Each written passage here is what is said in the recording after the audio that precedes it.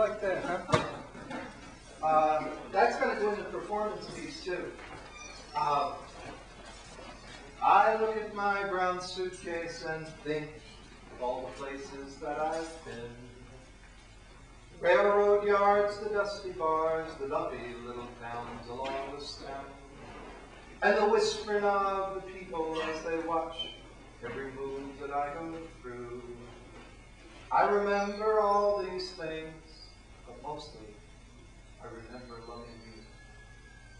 The old man sits on a metal folding chair in the pale winter sunlight at the beach. His eyes scan the volleyball game, blurred by the babes on rollerblades, his hands lying limp on a lump in his lap. And he dreams of a wooden rowboat on the sluggish Susquehanna. A teenager drifting along, a fishing rod braced on the gunwale, the butt end chalked under his instep, sitting opposite a firm-breasted high school girl, so fresh and new she didn't know that the first long pubic hair crept out of the cuffed leg of her canvas shorts, or that the lump in his pants was as hard as the oar in his hand. Now all of his dividends are paid on investments made long ago. His rate of interest is still the same, but he's satisfied with reverie of the time when he could drop the oar, toss the rod in the boat, then jump across to that hot-bodied woman who licked lemonade off her upper lip and smiled at him with eyes that burned like a match held too long.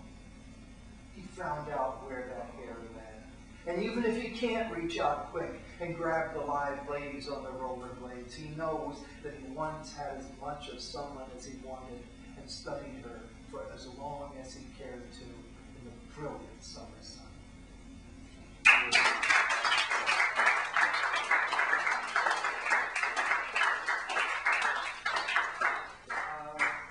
Anything else? Have I used up my time? Yeah, you're fine, man. Three more. What? You know the Walender with Becky.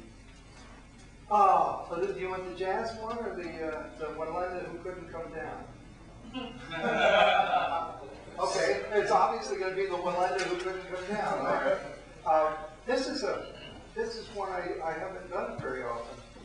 I want to do a different jazz piece. That's what I'll do. I'll do this one that's called Falling Walendas.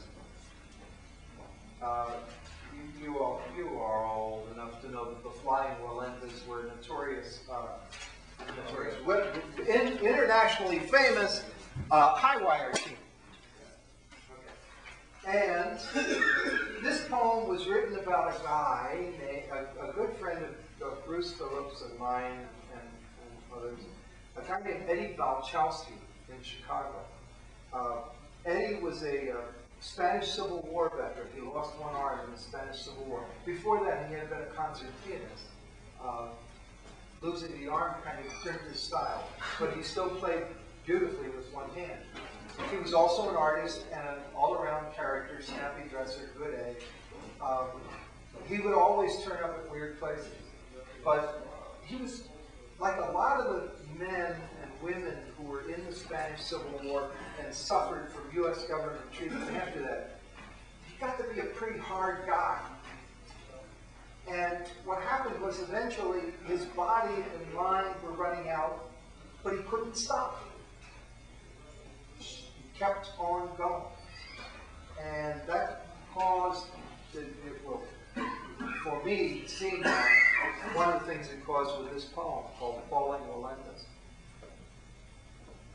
Behold, a Walenda stopped at mid-wire. Years of discipline hold him up, but he's lost the desire to cross, and the crowd can't help him. If it were AJ at Indy, the gas would run out, the machinery stop, and the crew would lift him out of the car. But what can we do when the mind is gone, the body goes on, and we're out on the wire alone, too weak to jump, too stubborn to let go? Mass production, the glory and curse of the 20th century, replays words, pictures, politics, and bad art till it all seeps in like an Eskimo winter. And the only way to clear the synapses is a vigorous cranial wall banger.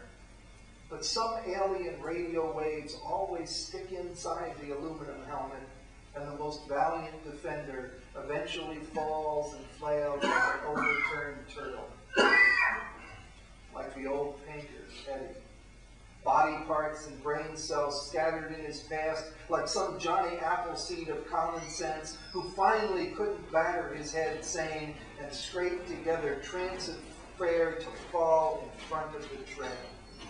A Walenda, giving up his grip on the wire, shrugging off the balance that made him a household name, dropping like a precious stone set in the golden ring of memory.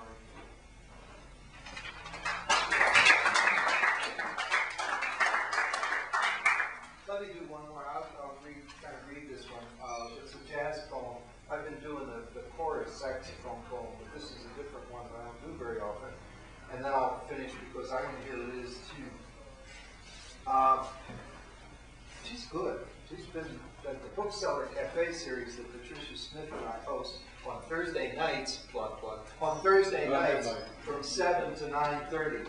This has been, she's really good. I'm eager to hear her. This is called Melodious Thump,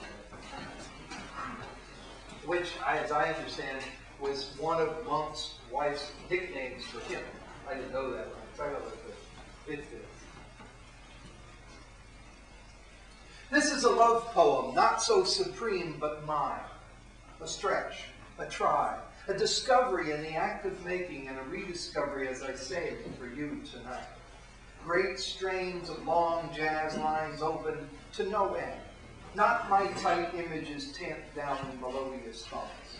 For once to take the stand, to stand under one light in the night and blow strong lines that go beyond words and sense and breath and sense. Take a trumpeter's stance and punch and move as I pound brass notes around your head in the hot air, driving them down deep inside you to disturb your soul, to round my feeling into golden apples of sound and set them spinning in the spotlight for you. Or I'll take you like a saxophone, pressing my lips against the thin reed your body is, wetting it, vibrating you in your most intimate parts, opening the column of air below my lungs to my balls, and make music from inside my thighs up.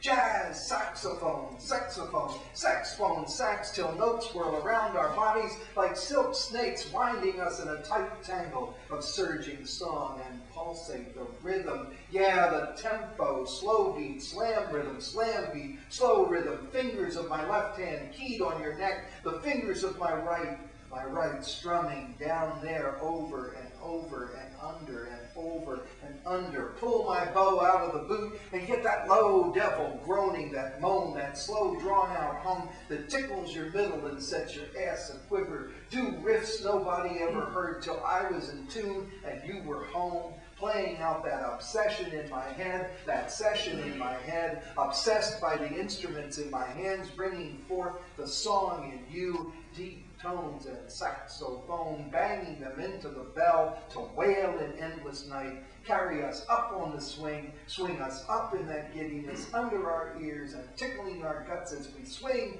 up to the notes, down to the fall, up to the high and down, notes nobody ever heard, up to the high till you sang them in joy and joy, down to the fall, songs I can't write, a love supreme, songs I can't, a love supreme, I can't love supreme, I can't supreme, I can dream supreme, can't I? Thank you.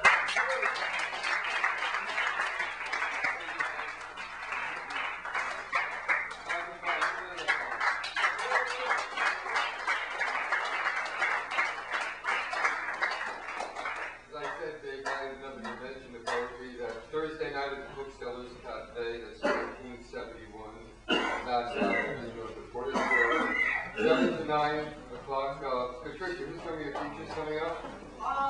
Brother Blue on the 5th. Dax Douglas, the great performance poet from the Moon on the 12th. And Carrie Jaggerell on the 19th. Okay. And of course, there's the poetry slam. Is that still going? Every Thursday. We miss you, Richard. Two more. Yes. Okay. Lock the doors. Don't let those people leave. You want to take a break? Okay. We're going to take a break. Next call wants to take a break.